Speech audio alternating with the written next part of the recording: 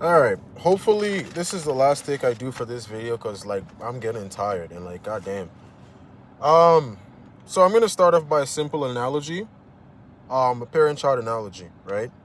For about the first 18 years of your life, right, we're all dependent on our parents for the most part. And after that 18 years of your life, um, your parents expect you to start taking in some responsibility, and eventually, they want you to move out of the house, and then not depend on them anymore for the most part, right? Or that's what the most of us plan on doing. By that logic, dependence is temporary. And while you're raising your kids, you do kind of help them work towards that independence. You send them to school, you teach them a job, you teach them life skills, and you let them know that one day they're not gonna have to rely on you anymore, right? Um, so not only do you help them out, you also make it clear to them that the reason you're doing that is so they can thrive in a society where they don't have to depend on you for anything, right? The exceptions to that in our society, where people don't have to depend on their parents, or you don't have to depend on an adult for anything, would be if your kid was disabled or your own parents who are old, right? Now, replace parent with government and replace child with citizen. I think the same thing should apply for the most part, right? That the only people who, for the most part, should be dependent on the government are old people or disabled people. And everybody in between, it should be temporary, right? Should be a way to help you get back on your feet. It and which means it should be temporary, right? Limited by a certain amount of time. And the amount of help you get should be limited, because if you get too much help, right, it's kind of incentivizing people to not work harder or to not work hard because they're like, the government is giving me more money than I would make with a job. You know what I'm saying? So, um, yeah, that's on a country scale, right? Now let's move to part two. Um, Whenever I bring up the fact that dependency on government programs, or social programs in general, especially for healthcare, right? People always talk about Canada, right? The reason Canada has so many social programs is this, and any country, right, that has so many social programs, right, is because those countries are desperate. Canada is underpopulated, right? Canada has been underpopulated for a while, and it's gotten better recently, but Canada is still underpopulated, right? So they didn't just give people shit out for free. They incentivize people to come to their country, right, by using social programs, universal health care, stuff like that. Um, on a country scale, right? And if you will notice, is that even though Canada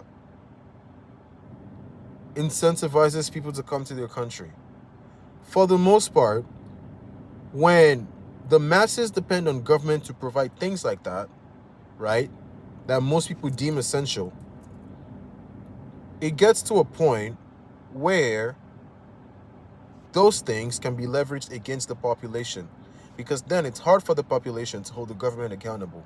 And by that, this is what I mean, right? Canada has had an increase in its crime rate of almost up to 15% now in the past 10 years.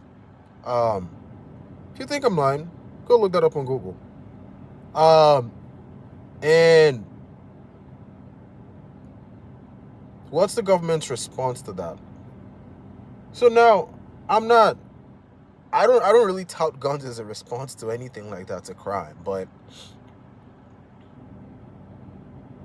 in Florida, and not just Florida, if you break into someone's house, the government has said, shoot that motherfucker. In Canada, I think owning a handgun is a crime, right? I think handguns are banned in Canada, right? However, I did see this video, and it was funny how I remember talking about this video. Um, I was talking to my friends, basically my family, who live in Canada, and we're talking about gun culture here in the U.S. And then we started talking about crime in Canada too, and we all started laughing because we'd all seen the video, even though I don't live there. We'd all seen the video of some Canadian chief, police chief or something, who went in front of a camera and told people in response to crime that if someone breaks into your house, it's easier for you to just leave your door open and expect the person to break in and help themselves than for you to try to apprehend the thieves. And I said, is this what accountability looks like? But yeah, it's easy to do those things, right? It's easy to say that bullshit to your fucking citizens when they depend on you for a lot of shit, right? So now, let's leave Canada for a second. Because I have said, right? Canada's social programs is in response to its desperation for immigration because they're underpopulated, right? Now let's go to the Middle East for a second. A lot of Middle Eastern countries have a lot of money, right? Brunei, Saudi Arabia, UAE. Their government has nationalized their country's resources. And in doing that, one, the people who lead the country are worth a fuck ton of money, right? I know for a fact that the leaders of these three countries that I mentioned, Hassan al-Bolkiah from Brunei, Mohammed bin Salman from Saudi Arabia, Sheikh Mohammed, I think is Mohammed bin Rashid, right? That's either the leader or the second in command. All those people are worth like at least $20 billion, right? They do take care of their citizens, right? But they also have a fuck ton of money. And go to those countries and try to speak out against the government and see how that goes for you. So a lot of people, and I know, you can defend that by saying, oh yeah, it's more of a religion thing. Let's go to Britain for a second. Sorry, the UK, right? UK also has universal healthcare. In the UK, if you post a meme that someone else doesn't like, or if you post a meme that's deemed offensive by the government, you can get arrested for it. And there was thousands of those cases last year. And if you think I'm lying, go look that shit up on Google, right? And we all like, bro, as an American, you know that's bullshit, right? You know that's fucking bullshit. Like, but when people have to rely on the government for stuff like that, it gets really hard for the government to hold them accountable. It gets really hard for them to hold the government accountable, especially when, for the most part, universal healthcare or universal social services become kind of a monopoly that the masses depend upon, right? At least here in the US, right? Even with our concentrated healthcare system, right? Where only a couple of people dictate the prices for our pharmaceuticals and stuff. We still have a two-party system, just a two-party system. And a lot of those people are going to be lobbied by those medical companies, no doubt. But also, there's going to be people who disagree with it. Now imagine you just take away the private enterprise, right? And then everything is more, not everything, majority of it is in the government. Little by little by little, you start inching towards monopoly. And I know because it's a government body doesn't sound like monopoly. Trust me, it is, right? It's when basically there's less and less and less command, right? And almost everything is centralized, whether it's private or in the government. At least in the private, those firms only monopolize one thing, right? Only a certain number of things. But putting universal healthcare in the government as well, that controls a whole bunch of stuff at the same time. Immigration, security.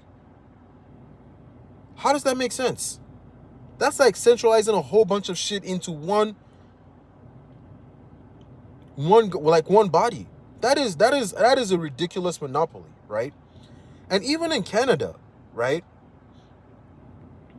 Now they have universal healthcare. And you can look this up too. When people want better healthcare, they will go private.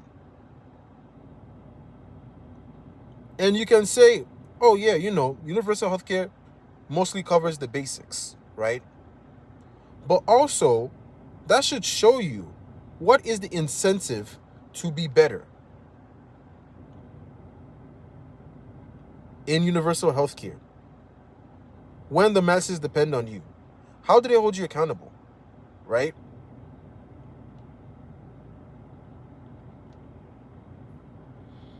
Um, Here in the US, there's a couple reasons that our healthcare is really expensive, right? And I know it sucks. And I wish it could be better. I think it can be better. I think there's a way to do it, right?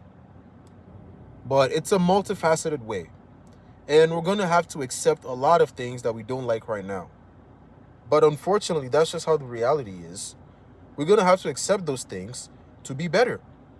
And what people don't realize is some of those things are being put to work right now, but they still want to deny it.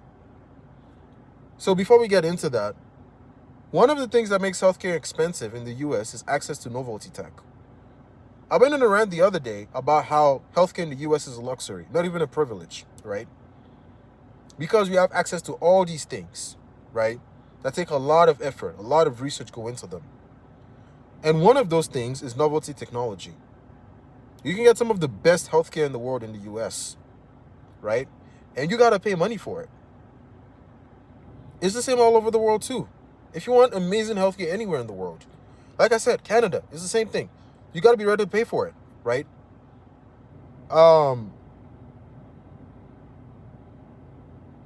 Two, a lot of filing, a lot of paperwork, in healthcare, right? You got to pay for that too, to move all the papers around. Three, perceived rate of risk, especially when it comes to insurance, right? Insurance works based off perceived rate of risk.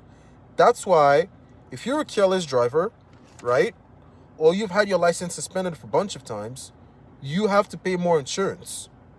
It's the same thing for healthcare. Perceived rate of risk based on what?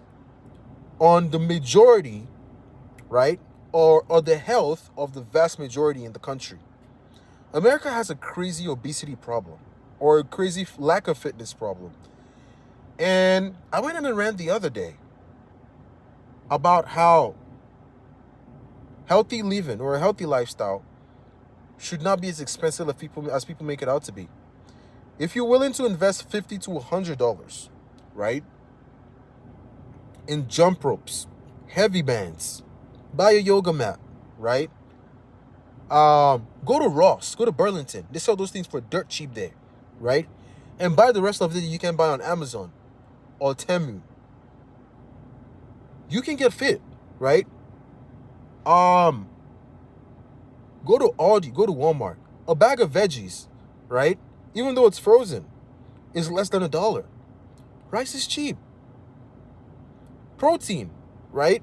Chicken breast, like beef. That shit is not as expensive as people make it out to be. I'm not asking you to buy steak. You don't have to eat steak.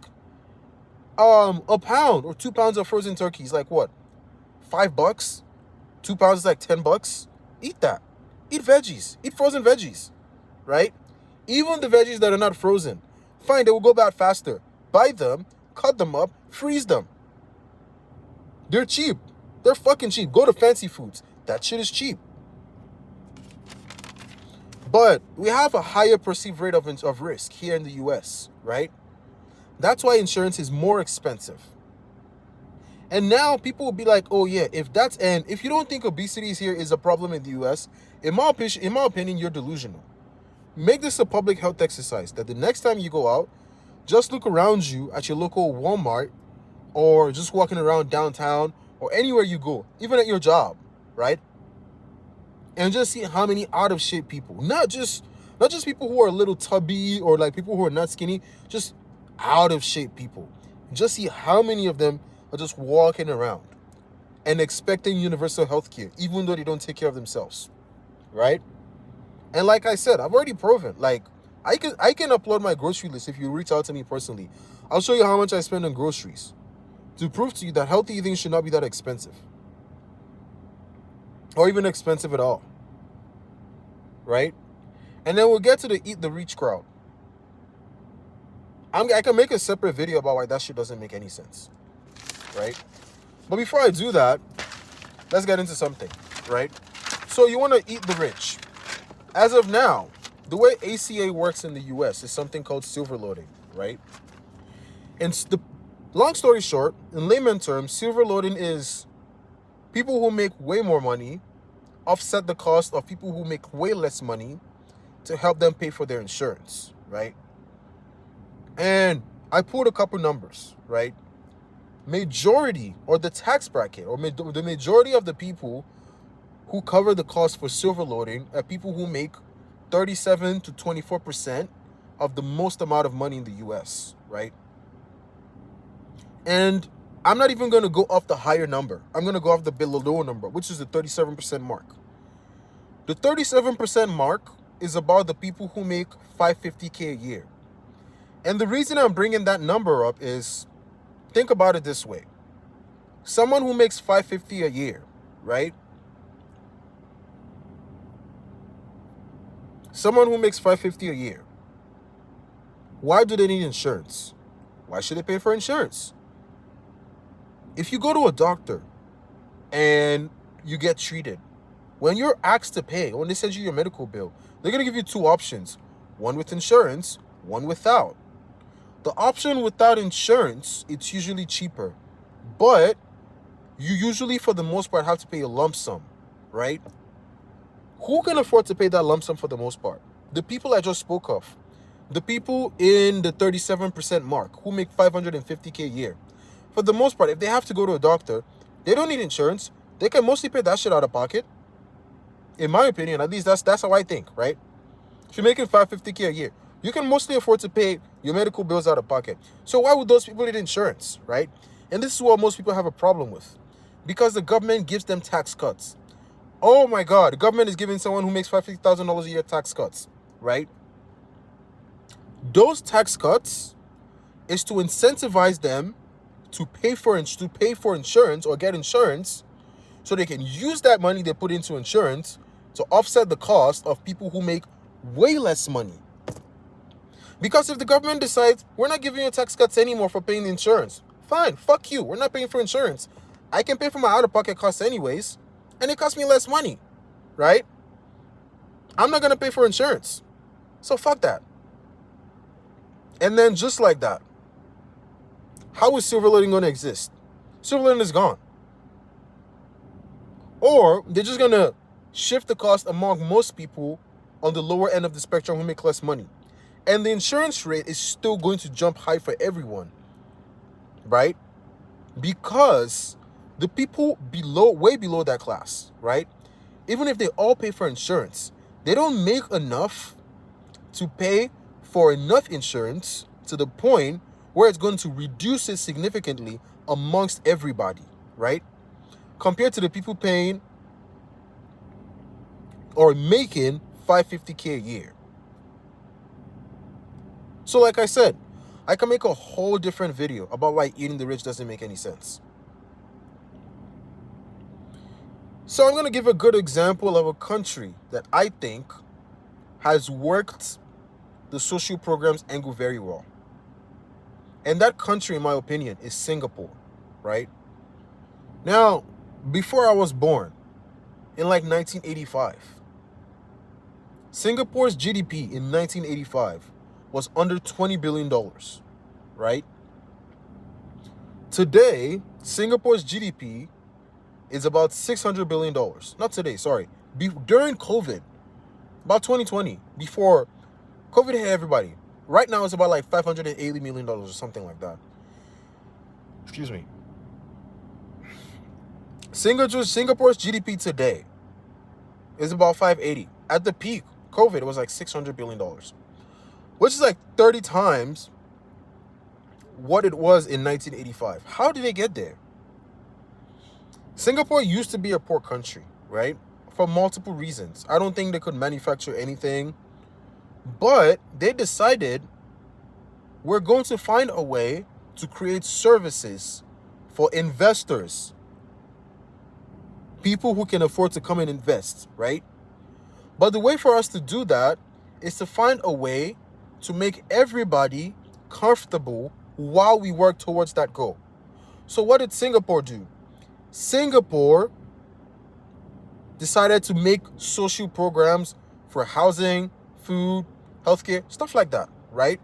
However, they didn't just give it out for free.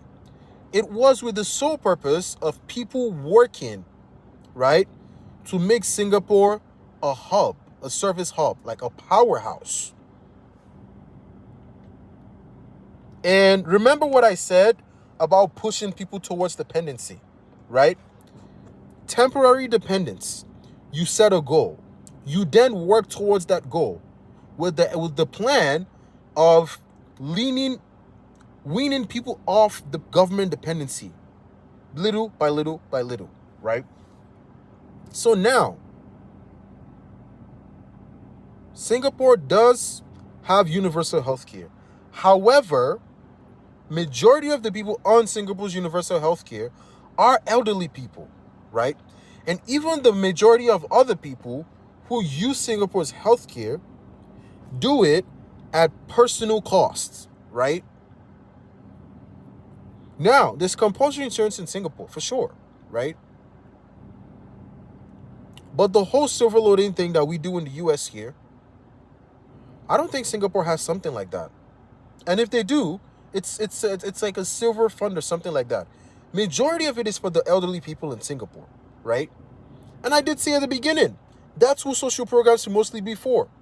Elderly people and disabled people. I don't think there's any sane person in this world that you will ask, is it okay for social programs to be for elderly and disabled people, that will tell you, nah, fuck that. They won't. Most people are sane, and they'll be like, yeah.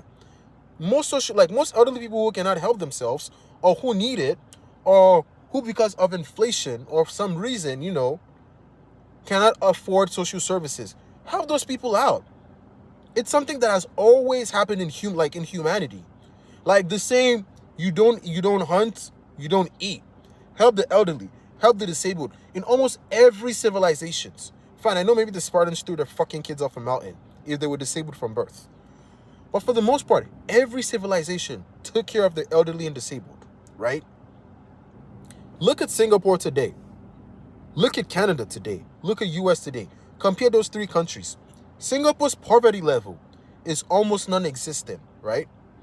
And if you do stretch the meaning of poverty, it's less than 3% in Singapore. The US is 10%. Canada, that everybody uses as an example, is close to the US, almost at 10% too, right? A little more than 10%. So, yeah.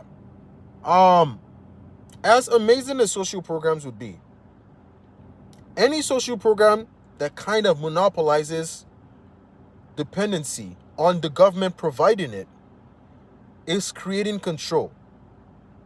Because no matter how you cut it, monopoly, whether it's private or public, or when a couple or few people make the decisions, there's always going to be some sort of control going on, right?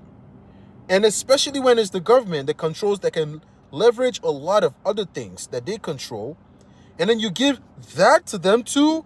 Really? Like, bro, 40 million people on Snap. It's not even been a week yet. Even before we got cut off, everybody was already complaining about it. And you want to do the same thing for healthcare? Like, in my opinion, universal healthcare, the only way it can work is it should be focused mostly on helping the elderly and the disabled, right? And the way to fix the healthcare issue in this US is, one, right? Reduce the perceived rate of risk, right? The mental narrative about health in our society has to change. It's not as expensive as people think it is, right? Now, it's almost a fucking crime to say someone is fat or out of shape or overweight. People descend on you every day on fucking Instagram. You see people fighting. Or like, I don't want to be called fat. Stop, bro. Like, for the most part, people aren't doing it to make fun of you. It's about your health. And they're like, oh yeah, it's my health. It's affecting our insurance. Like, everybody's insurance is aggregated, and that perceived rate of risk affects everybody. Reduce the perceived rate of risk, right? One. Two, I know we have not just one private company making all the calls for pharmaceuticals, but it's still very concentrated, right? It has to get to a point where there's more checks and balances for more of those companies, right? Because they have more competition. And not only one person or not only a few people can call the shots on how much shit costs, whether it's medicine or medical procedures, right? In my opinion, that is a more realistic way to tackle the health problem here in America. Eating the rich is not going to fix it. At this point, the rich people are they're the main reason that insurance is affordable, because they pay to help everybody else. And like I've proven before, they can afford not to. They can afford not to have insurance for the most part. The people who bear majority of the cost, they can afford to not have insurance, right? Which is why the government has to incentivize them by giving them tax cuts. But people are going to have a problem with the tax cuts. The tax cuts are the only way these people are going to pick up everybody else's tab. Which sounds fucking mean. It sounds like I'm a bootlicker. But everything I said, just go look it up. Look up silver loading. Look up who picks up majority of the bill for silver loading. Look it up. If you think I'm talking out of my ass. But yeah, I don't know. That's my view on healthcare and Canada, and kind of sort of monopolizing universal healthcare into the government or other social programs. But yeah,